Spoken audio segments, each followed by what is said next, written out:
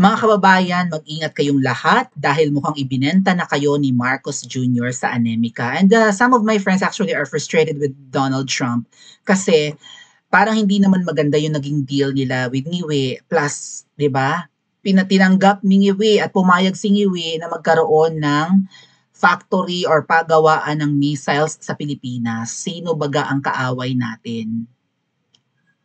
Ha? Sino ang kaagaw natin sa kung ano man, eh hiwalay tayong isla sa iba pang parts ng Southeast Asia. Wala tayong kaaway. Okay? Para maghanda tayo sa giyera. Bakit pumayag ang dumudugo ang gums na ito na magkaroon ng pagawaan ng missiles sa Pilipinas? So mga kababayan, of course, Donald Trump being 'di ba, nasa kanyang bailiwick or what, nasa kanyang teritoryo ay he has the upper hand sa mga kasunduan at sabi nga po ni Spokesman Roque, itong pagpapapunta kay Niue ay hindi imbitasyon kundi summon. Okay? Pinasamon si Niue, bigla-biglaan pumunta ka dito, may pag-uusapan tayo. At ang Niue naman excited pero hindi sumama si Buton kasi natatakot baka alam niyo na.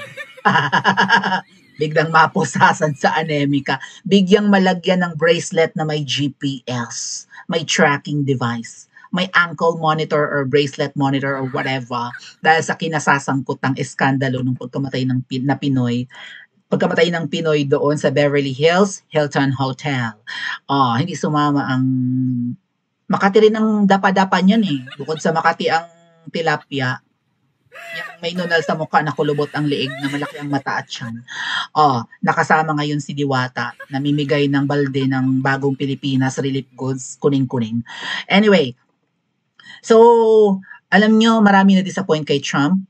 Mas lalong marami na disappoint kay Niue sa nangyaring resulta ng kanyang state visit or summon.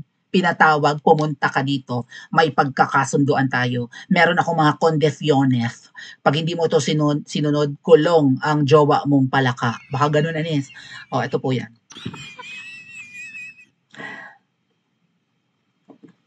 Posted by Trump.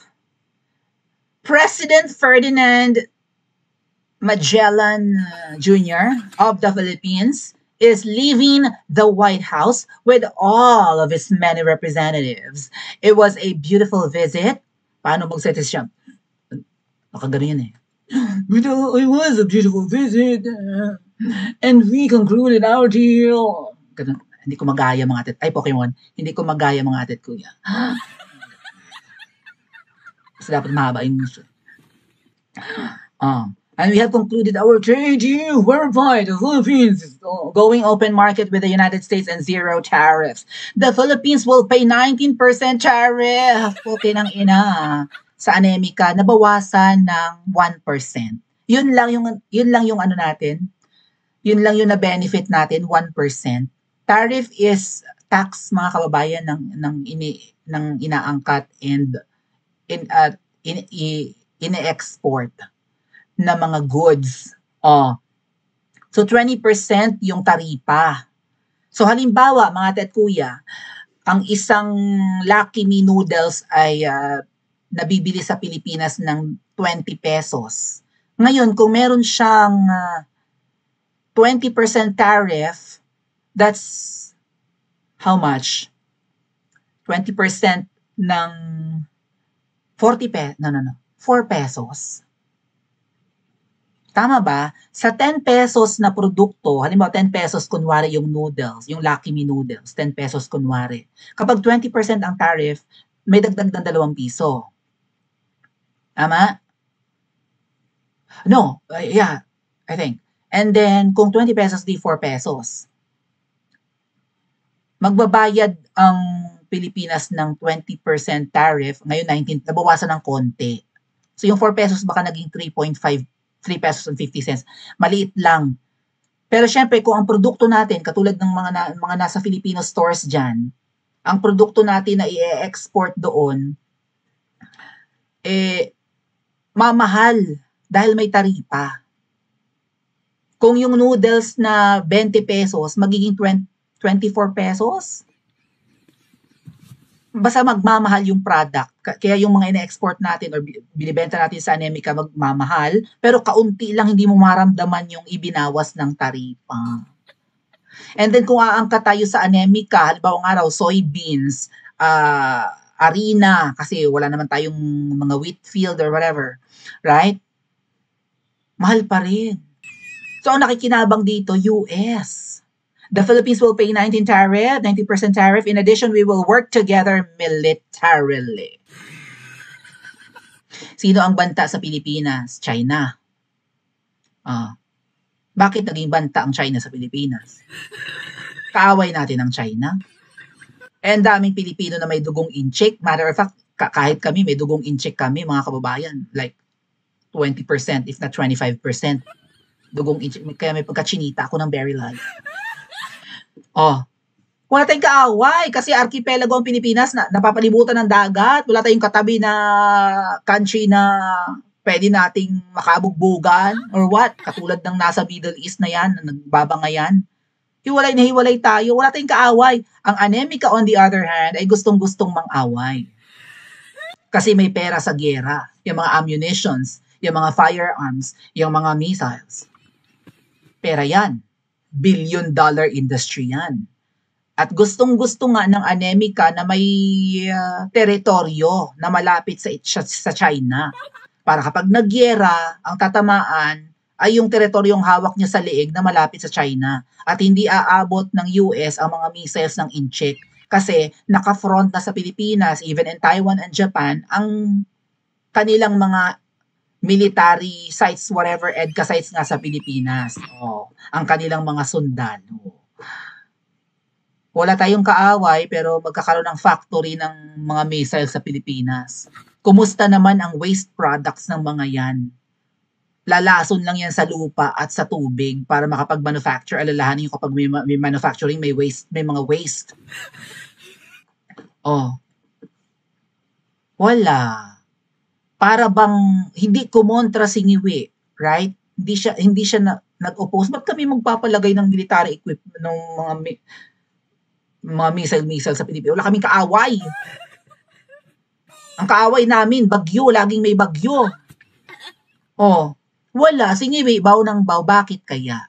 Hindi kaya alam ni Trump, mga ate at kuya, yung eskandalo ni Liza Tanas. Ganito na ba kalampa, ka-lame duck, ka-weak ang leader natin? Na hindi man lang niya kinonsulta ang mga Pilipino. Makikipag-usap ako kay Trump. What if ang kanyang kondisyones, makipagyera tayo? Papayag ba kayo? Wala man lang siyang ganyan. Pakikinggan niya dapat ang taong bayan. Ba't tayo papayag na maging base militar ng Amerika ang Pilipinas? Bakit papayag tayo na may mga factory ng missiles? Dahil mura ang labor cost? Right? Na bad trip ang China, mga kababayan. Mukhang mababad trip. Kung hindi pa man bad trip ang China sa kasunduan na ito na pinasok ni Ngiwi.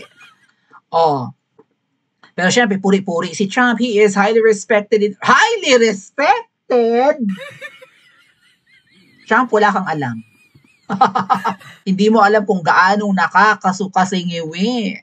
And again, nakaka-disappoint itong meeting ni Trump kay Ngiwi. Dahil parang nakalimutan niya or hindi siya aware, maybe, I think he's aware, na ang kanyang former friend na si PRRD nga pala hindi ko alam kung tinitwist lang ng media ito. Itong pag-uusap ni Trump at ni Ngiwi. May pahayag daw si Trump, mga ate at kuya, na hindi ko kayo masisisi. Sinabi pa siyang ganyan kay Ngiwi. Pero may article ang News 5 na ang message ganito.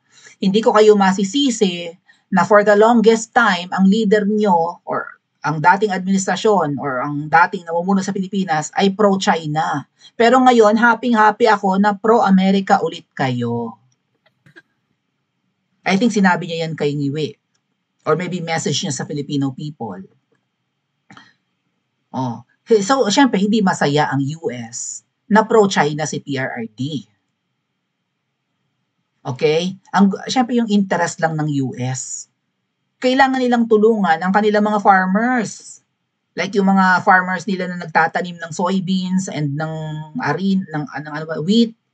Oh, kasi kailangan ng Pilipinas ng ano, ng arena. Mahilig tayo sa tinapay. Yan ang colonial mentality masarap naman kasi ang tinapay. Dati umabot ako sa point na ayoko nang kumain yan kasi unhealthy, hindi gluten-free, yada yada.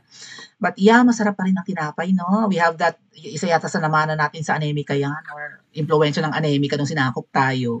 But yeah, pabor sa US ngayon na tatango-tango na lang si Ngiwi. At wala man lang pagkontra ang inanitan kay Trump. At yun nga po, mukhang nakalimutan na ni Trump na si PRRD pinakulong ni Ngiwi. Hindi man lang niya sinabi na, pwede bang pauwiin mo na si Duterte? Well, ang priority ni Trump ay ang pag-boom ng kanilang economy kasi nauungusan na nga ng China. Competitor talaga. No? They see China as competitor, right? Na kasi mga kababayan, kung ang China at Pilipinas ay magkaibigang husto, makikinabang talaga ang Pilipinas eh. Katulad ng nangyayari ngayon sa Lao na Lao lang ba? Yeah, Laos na tumutulong ang China na magkaroon sila ng magandang transportation, magkakaroon na po yata ng bullet train or high-speed train ang Lao, ay nagbo-boom na nga yung kanilang tourism, mga tetkuya. Tapos tinutulungan pa ng China pagdating sa transportation and whatever infra na kailangan nila. Ay paano naman tayo tutulungan ng China? Pinagbabawalan na nga yata ng China na bumisita ang mga inchik sa Pilipinas kasi inaakusahan ni Nagibo na ang mga inchik na mga pumapasok sa Pilipinas is piya. Lao, Vietnam, Cambodia, correct. Lahat ng mga nasa Southeast na yan, nakikinabang sa tulong ng China at tinutulungan ng China. Siyempre foreign funding yan kung hindi kayang ipondohan ng gobyerno ng mga bansa sa Southeast. Diba? Sa Pilipinas, kailan kayo magkakaroon ng bullet train? Tayo. Kailan naayos ang transportation natin? Isa yan sa reklamo ng mga negosyante sa Pilipinas. Ang mahal ng kuryente, ang mahal ng tubig, ang mahal ng internet, ang bagal naman, ang lala ng traffic, bumabaha pa. Saan papunta ang Pilipinas sa kamay ni Ngiwi na siya nga? Paki-comment po sa comment section at mag-like and subscribe din po kayo. Punyeta.